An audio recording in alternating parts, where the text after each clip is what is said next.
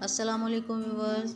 आज मैं आपके साथ बहुत मज़ेदार और टेस्टी से नारियल बिस्किट बनाने की रेसिपी शेयर करने जा रही हूँ। और ये इतने मज़ेदार और इजी रेसिपी है कि इसको हम झटपट थोड़े से इंग्रेडिएंट के साथ बिल्कुल 5 मिनट के अंदर हम इसको तैयार कर सकेंगे।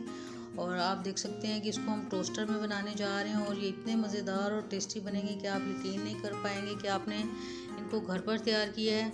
और व्यूअर्स, अगर आप चाहते हैं कि आपके बिस्कुट भी बिल्कुल ऐसे ही बने तो आप वीडियो को एंड तक ज़रूर देखिएगा ताकि कोई टिप मिस ना हो जाए और आपकी कुकीज़ और आपके नारियल बिस्कुट बिल्कुल ऐसे ही तैयार हों। तो चलिए फिर व्यूअर्स, अपनी आज की इस रेसिपी को शुरू करते हैं। बिस्मिल्लाहिर्रहमानिर्रहीम। और इन कुकीज़ को बनाने के लिए बहुत ज़्यादा इंग्रेडिएंट्स की हमें बिल्कुल ज़रूरत नहीं है। इसके लिए मैंने सिर्फ एक अंडा ले लिया सबसे पहले, और अंडे को हम इस तरह अपने एक छोटे से बाउल के अंदर डाल लेंगे। और अब इसके अंदर बस थोड़ा सा मैं घी ऐड करूँगी, 3-4 टेबलस्पून के बराबर। ये एक बड़ा चम्मच लिया है लेकिन इसमें ये 3 टेबलस्पून के बराबर मैंने ऑयल डाल लिया है। और आधा कप पिसी हुई चीनी डाली है, ये आपके सामने इसकी क्वांटिटी है। और इसको मैंने पीस के डाला है ताकि अच्छी तरह से फिर घुल सकेगी ये चीनी। और सबसे पहले इनको अच्छी तरह से मिक्स कर लेंगे। जितना अच्छा मिक्स करेंगे उतना ही ये ज़बरदस्त से हल हो जाएगी और अच्छी तरह से हमारी ये जो कुकीज़ हैं, कोकोनट कुकीज़, ये बन पाएंगी।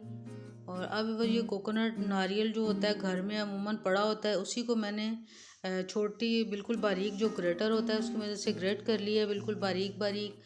आप चाहें तो इसको पीस भी सकते हैं। और अब बस 1 कप मैदा इसके अंदर मैंने शामिल कर लिया है।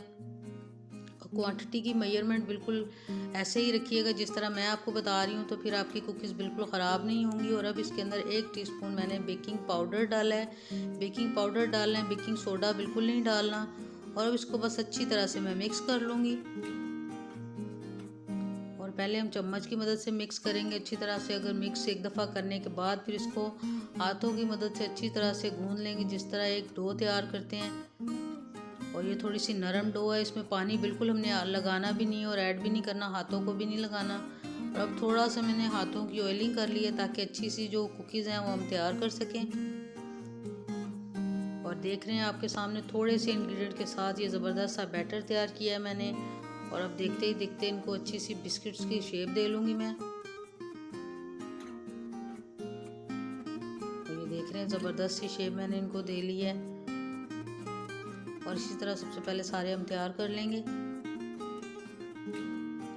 और इसको हमें कोई पतीले में रख के बनाने की ज़रूरत नहीं है और ना ही हम इसको ओवन में बनाएंगे, बल्कि टोस्टर के अंदर हम इसको सैंडविच मेकर जो होता है उसके अंदर इनको हम 5 मिनट के अंदर अंदर तैयार करेंगे। और सबसे पहले ये सारे मैं इनको अच्छी सी शेप दे लूँगी।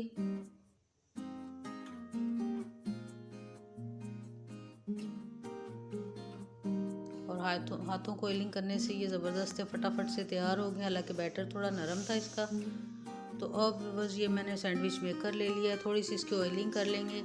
और ऑयलिंग करने के बाद इसको थोड़ा सा प्री हीट कर लेंगे 2-3 मिनट के लिए, ताकि अच्छी तरह से जब ये गर्म होगा तो बिस्किट हमारे फटाफट तैयार हो जाएंगे। और अब ये सारे बिस्किट रखने के बाद सिर्फ 3 या 4 मिनट के लिए हम इसको एक दफ़ा बंद कर लेंगे। और इतनी देर के लिए बंद करेंगे कि ये एक तरफ से अच्छी तरह से पक जाएँ। और 3-4 मिनट से पहले बार बार अपने इसको खोल के चेक नहीं करना, वरना फिर ये बैठ जाएंगे और अच्छी तरह से फूल नहीं पाएंगे। और एक दफ़ा से फिर इसकी ऑयलिंग कर रही हूँ और अब मैं इनको एक दफ़ा बंद कर लूँगी। और पूरे 5 मिनट इसको बंद रखने के बाद अब मैं इसको देख रही हूँ। तो अभी मैं इसको टर्न करके देखती हूँ कि ये ज़बरदस्त से एक तरफ से पक गए हैं। अगर बीच बीच में आप खोल खोल के देखेंगे तो फिर ये अच्छी तरह से फूल नहीं पाते और फिर ये बैठ जाता है। ये बेकिंग सोडा जो हमने डाला होता है उसकी मदद से फिर ये फूलते नहीं हैं। तो अब बस मज़ीद 2-3 मिनट दूसरी साइड से भी लगाने के बाद अब मैंने फिर एक दफ़ा से इसको सैंडविच मेकर को आपके सामने खोल लिया। अब इसको चेक कर लेते हैं। और माशाल्लाह से आप देख सकते हैं कितने ज़बरदस्त से ये दोनों तरफ से पक गए हैं, बिल्कुल बाज़ार जैसे नारियल बिस्किट की तरह। और इसी तरह ये सारे तैयार कर लूँगी जो बाकी बचे हुए हैं। काफ़ी गर्म है, थोड़ा ठंडा होने देंगे पकाने के बाद। और फिर मैं आपको दिखाती हूँ कि ये कितने ज़बरदस्त बने हैं। तो ये दोनों साइडों से आप देख सकते हैं कि ज़बरदस्त से पक कर तैयार हुए हैं। और इसी तरह सारों को एक साइड से पकाने के बाद दूसरी साइड से, और इसी तरह व्यूअर्स ये सारे मैंने तैयार कर लिए हैं। और टेस्ट में भी ये इतने मज़ेदार हैं कि आप यकीन नहीं कर पाएंगे। एक दफ़ा अगर पहली दफ़ा भी आप बनाएंगे कि ये आपने खुद बनाए हैं और ये घर पर तैयार किए हैं, ये इतने मज़ेदार और टेस्टी हैं। तो व्यूअर्स आप भी ज़रूर ट्राई कीजिएगा इस रेसिपी को और बताइएगा, फीडबैक दीजिएगा कि आपकी ये रेसिपी कैसी बनी।